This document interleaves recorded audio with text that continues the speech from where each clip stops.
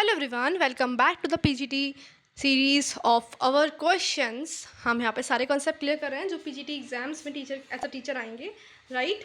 तो यहाँ पे हमने पूरा बेसिक क्लियर कर चुका है, गैप, अकाउंटिंग सिस्टम वगैरह सब कुछ। यहाँ पे पूरा क्वेश्चन भी कर लिए। हम बढ़ते हैं आगे क्वेश्चन की तरफ, ठीक है। तो first question is bill discounted from bank is, आप लगाएंगे करंट लायबिलिटी, जो ये गलत होगा।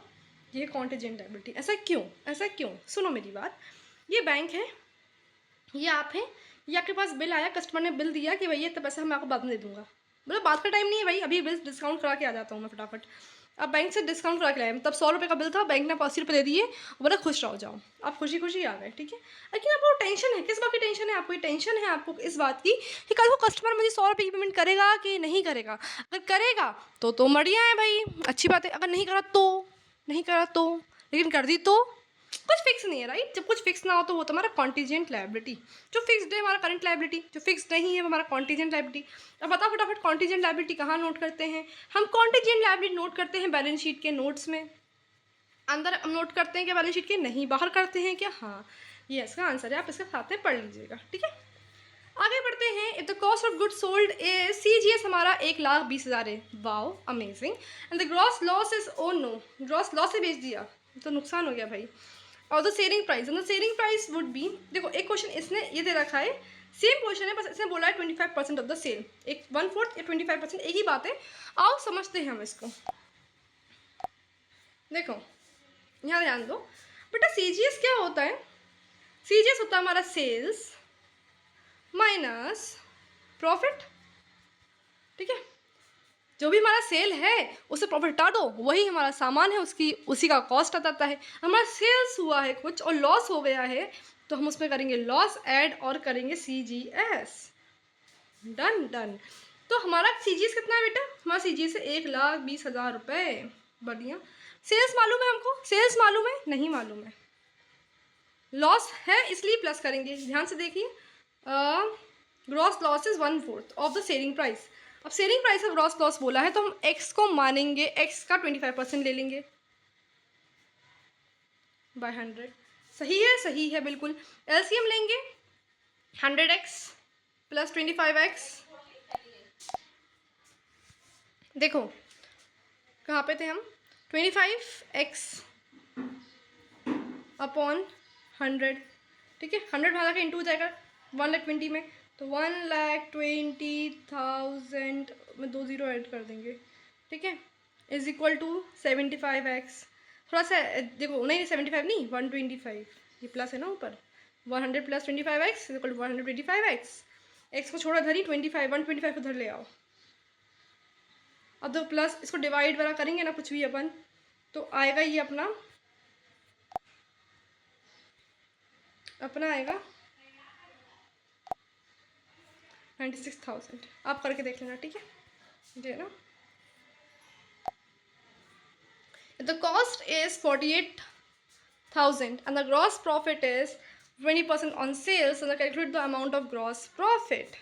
अरे सिंपल है। देखो हमने अभी बताया, हम इक्वेशन याद रखेंगे हम। देखो सेल्स मान लो हमारे कुछ भी हुए 25% ऑफ सेल, राइट। 48,000 में हम प्लस करेंगे, मान लीजिए हमारी सेल्स जो है 100 है ना।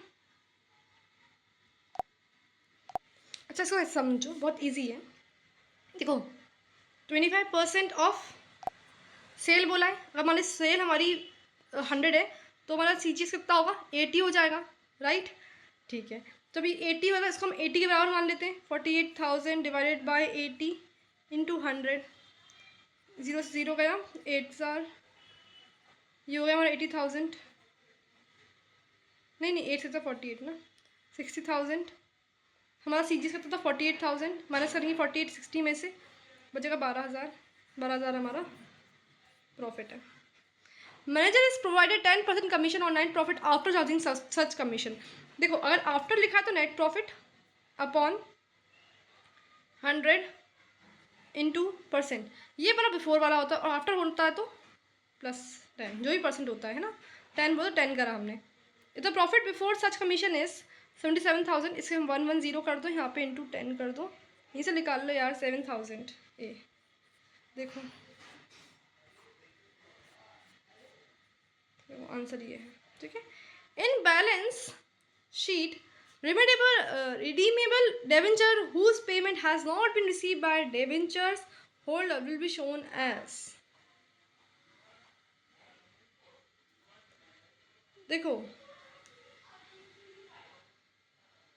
आई थिंक इसका आंसर करंट लायबिलिटी होना चाहिए था,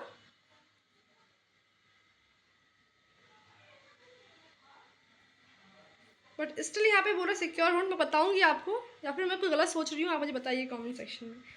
जो the following equation is not correct. देखो ओपनिंग स्टॉक और क्लोजिंग स्टॉक कभी प्लस में नहीं आते, एक से संबल में नहीं आते। अगर क्लोजिंग ओपनिंग स्टॉक प्लस में तो क्लोजिंग स्टॉक माइनस में होगा, क्लोजिंग स्टॉक प्लस में तो ओपनिंग स्टॉक माइनस में हो जाएगा। देखो प्लस, ठीक है, नहीं, अगर इस लेफ्ट साइड होता प्लस ये तो माइनस में जाता है, ठीक है। ये क्लोजिंग स्टॉक माइनस में है और CGS, ठीक है, opening plus purchase minus closing is equal to CGS, ये ठीक लग रहा है। ओपनिंग प्लस परचेज क्लोजिंग ये गलत है, तो पूछा गलत क्या है, ये पूछा है कि नॉट करेक्ट। अच्छा ये भी सही है, stock plus CGS minus purchase, ठीक है। अच्छा ये वहाँ जाकर माइनस, ये था प्लस हो जाएगा, वहाँ जाकर माइनस हो जाएगा, ठीक है। Assets are shown in balance sheet in order of permanence. Permanence को हम बोलते हैं marshals law.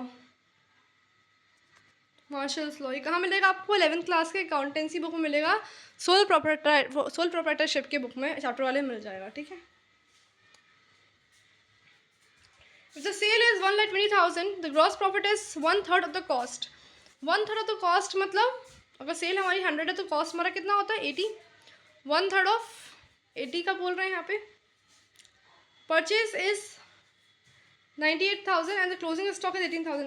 The opening stock will be, आपको मैं इसका आंसर यहाँ से करवाती हूँ, ठीक है। तो गिवन है सेल्स हमारी है, ग्रॉस प्रॉफिट हमारा 1/3 ऑफ द कॉस्ट है, परचेज दे रखा है, क्लोजिंग स्टॉक ओपनिंग स्टॉक पता नहीं है, राइट। कॉस्ट भी 100, ठीक है। ग्रॉस प्रॉफिट हमारा 1/3 ऑफ द कॉस्ट है, मतलब सेलिंग प्राइस इतना हो जाएगा, ठीक है। सेलिंग प्राइस इतना है तो कॉस्ट कितना निकल आएगा, ये कॉस्ट निकल आया, selling price minus cost price, ये हमारा प्रॉफिट है, ठीक है। फटाफट कर लेंगे, ओपनिंग डालेंगे, परचेज डालेंगे, माइनस सेल हटा देंगे, इसमें से क्लोजिंग स्टॉक हटा देंगे, आ जाएगा ग्रॉस प्रॉफिट 3,000 रुपये, ठीक है।